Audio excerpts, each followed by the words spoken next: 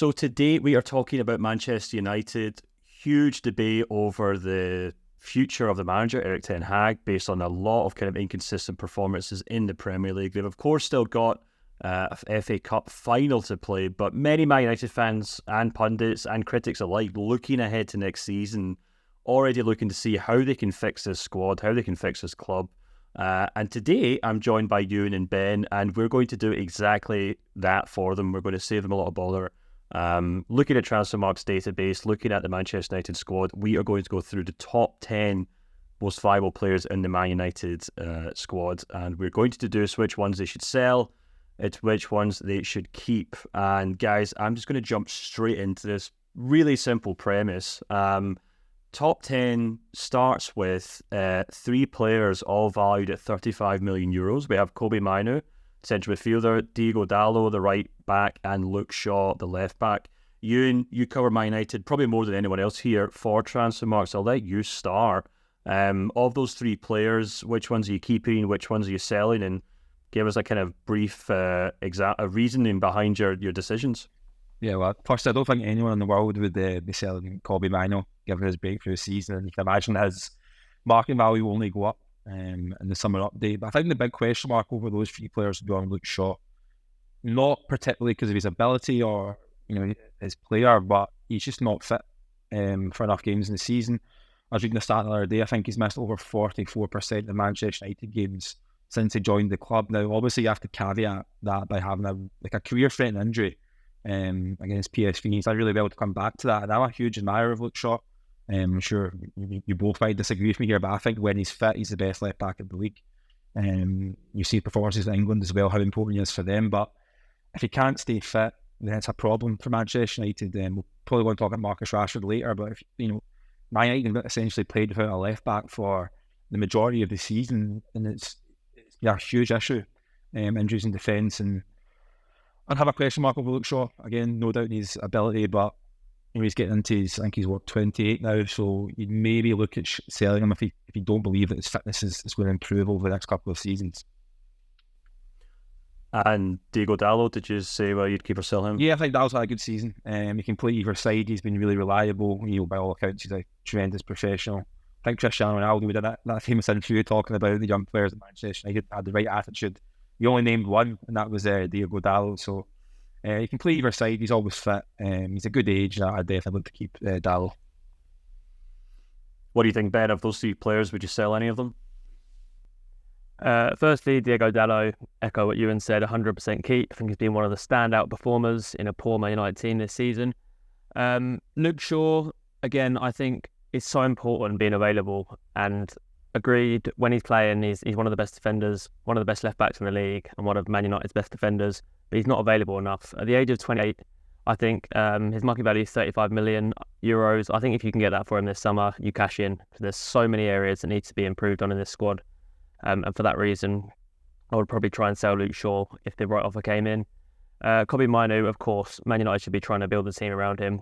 Only thing I would say is, Man United aren't doing great at the moment. If someone comes and offers 120 million euros for him, a lot of clubs need a good centre mid.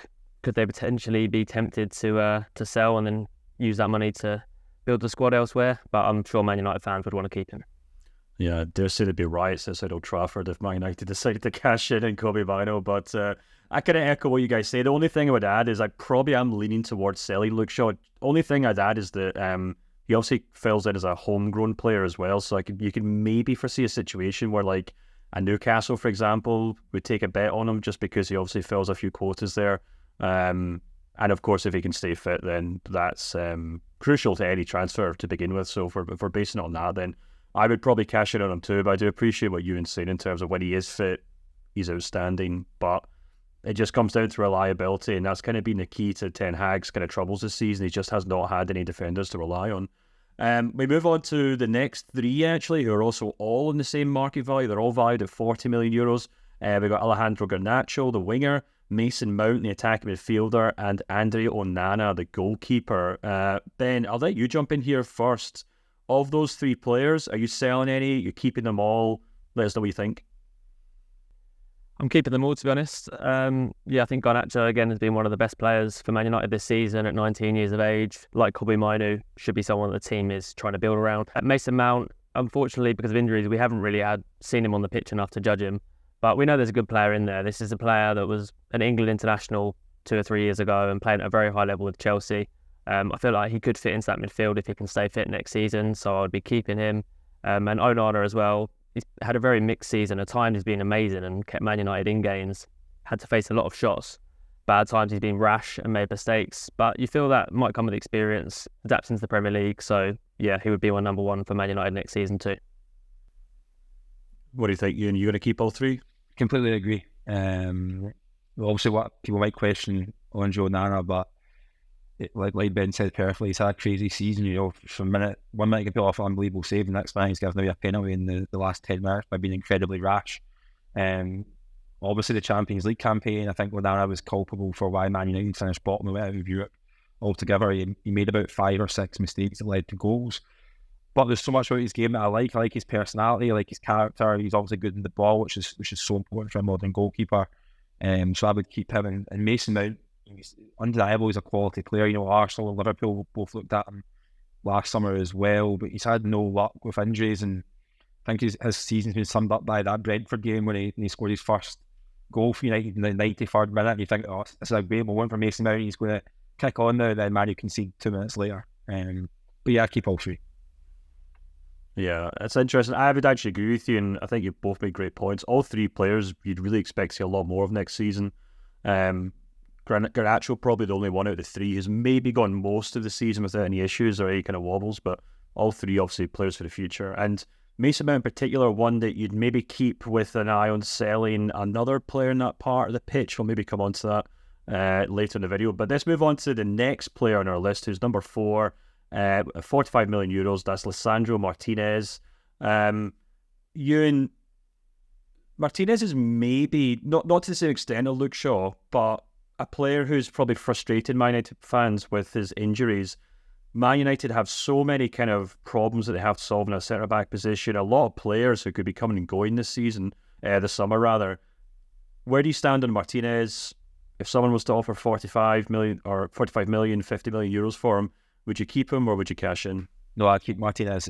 Again, the injury question mark kind of hangs over his head, but I would say that 2 of those injuries have been contact injuries.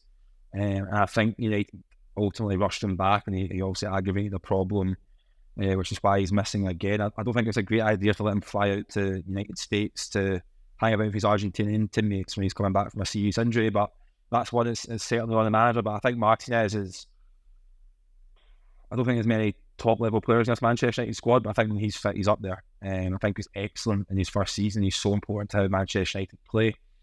And going back to Luke Shaw, obviously, that left centre-back position, Martinez can play there, but Shaw also becomes back fit, complete left centre-back, and you've seen Ten Hag do that quite a lot, to have a kind of ball-playing, left-footed player at centre-back, but I'd keep Martinez. What do you think, Ben? Do you agree with that, or would you change things up? Yeah. I know I said with Luke Shaw I'd sell him because of the injury problems, but for me that's been going on for seasons now. And like Euan touched on, it's sort of been mitigating circumstances with Martinez injuries. It's not something you would necessarily expect to carry on.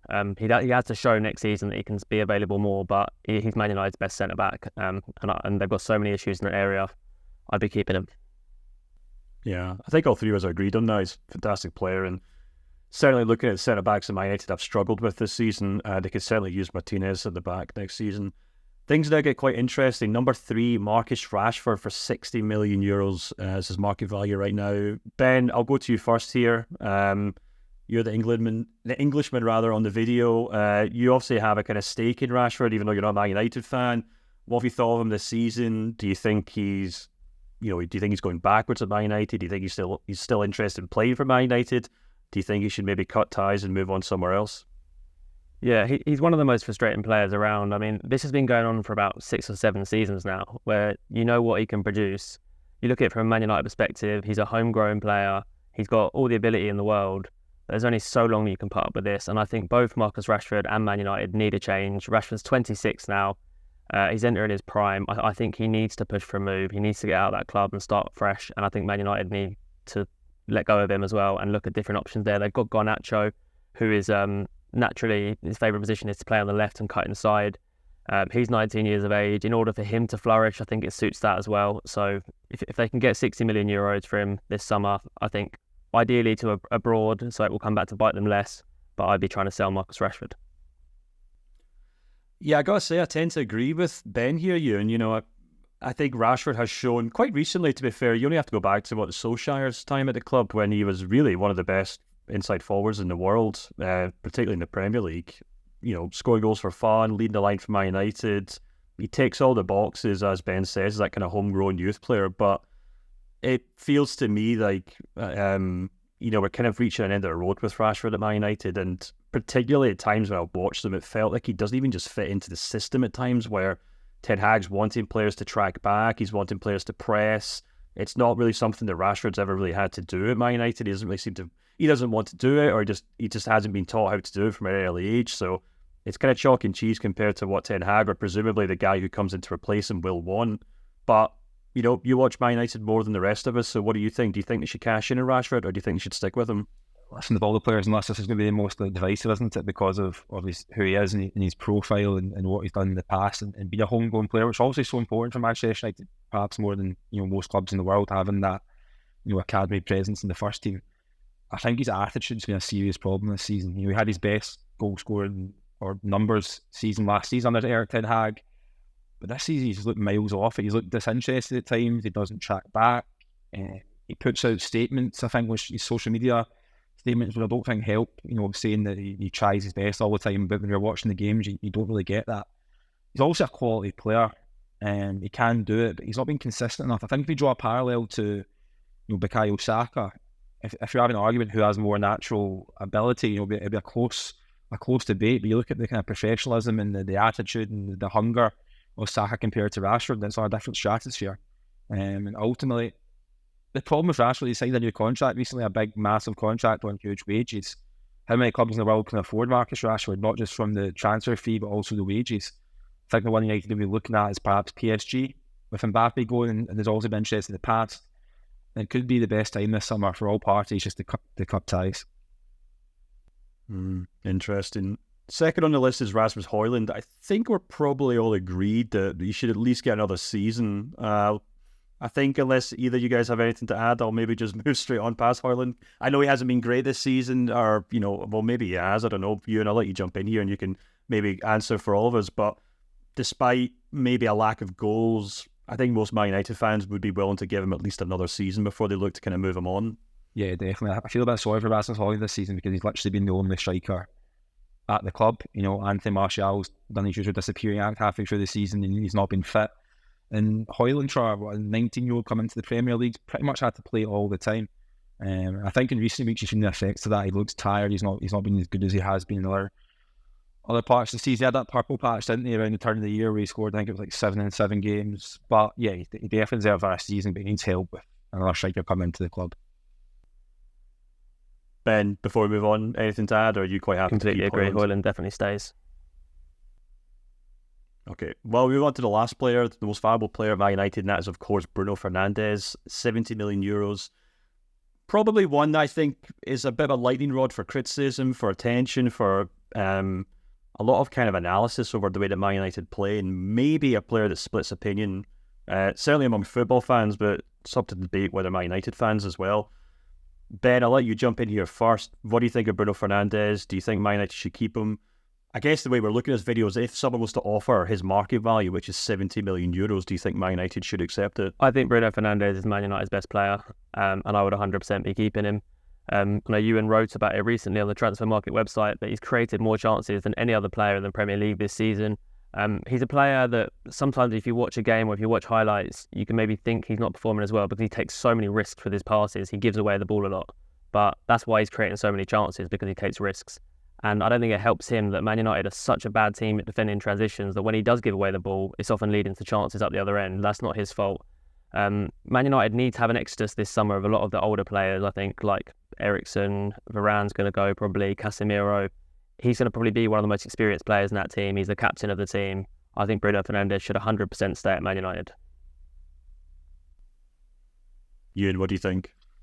It's a difficult one. Fernandes' attack numbers are incredible, and Ben makes a great point about his creativity. He does take a lot of risks, and it can be frustrating to watch sometimes how much he turns over the ball.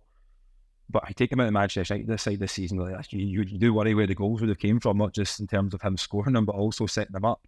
To look at his expected assist numbers and the goals that came from that, the Man U's forwards haven't taken chances that he's created. There is an issue with Fernandes. He's kind of anomaly as a player. He's very much like a kind of classic number 10 in a footballing time where number 10 don't really exist like they used to back in the day. So that is an interesting one, and I can see why some people might think it'd be best to cut ties, but I think you keep him in the summer, and he is the captain after all. We've already changed captains last summer, so you've got that kind of continuity. I would keep him, and you've got to provide a better base behind him, because obviously Casemiro's legs looks to have gone at times this season, and as good as Kobbie Mainoo has, he's definitely not the full package yet. So I think a new centre midfielder is a must this summer. Yeah, I think you both make really good points, actually, about Fernandes, and I completely understand why Man United fans do adore him. And as you said, the stats do speak for themselves. It's not just in terms of his actual output, but also if you look at the amount of minutes he's played. I think we also did an article recently on that, and he's well and way ahead of just about any Premier League player for goals, for minutes amassed. So he's obviously a very dependable player in a team full of injury-stricken stars. I gotta be honest, I would be tempted to sell him. I know Man United fans might be furious at that, but the thing that keeps kind of sticking in the back of my head is if you've already signed Mason Mount and you're trying to kind of fit him into this team, I'm just not sure how you fit Mason Mount and Bruno Fernandes into the side unless Mount plays more like a number 6, which I'm not entirely sure is his best position. And I do kind of feel at times Fernandes has this kind of such a strong kind of centre of gravity that everything almost kind of gets funneled through him. And at times it can actually lead to the wide players and the strikers in particular, seeing less of the ball. Fernandes is a number 10, he creates goals, but he also demands to score goals as well. And as you said, he takes a lot of shots where maybe a Kevin De Bruyne or an Odegaard would simply lay off balls for other teammates. So I don't know. I think there's also that aspect, as you said, he's a very attacking player. At times, I think Man United play him as a central midfielder. He can leave holes behind. That, of course, isn't his fault. It's up to the coach to bring in holding midfielders or defensive midfielders that can kind of accommodate him. But I don't know. I just kind of feel like Man United do almost accommodate him too much.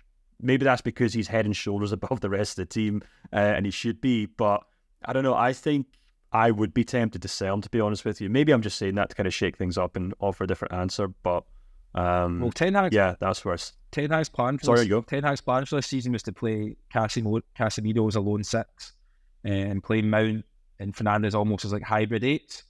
But the first game of the season against Wolves, Mount and Fernandes getting caught up the pitch, and you had about 3 players running at Casemiro and left United so open. That's kind of been that was kind of a warning shot for what's happened for the rest of the season. And that plan, I don't think worked. So I think it's like a fair point. How do you fit Bruno Fernandes and Mason Mount into the same starting 11 in Manchester United? It is a difficult question because I don't know if you can do that. Yeah, absolutely. Well, you guys can let us know what you think. You've seen the top 10 most valuable players. Which ones do you think you would sell? Which ones would you keep? Do you think we're talking nonsense? You can obviously let us know in the comments. You usually do. But always make sure to like and subscribe to the video as well. And we'll be back next time to talk about more football at Transfermarkt.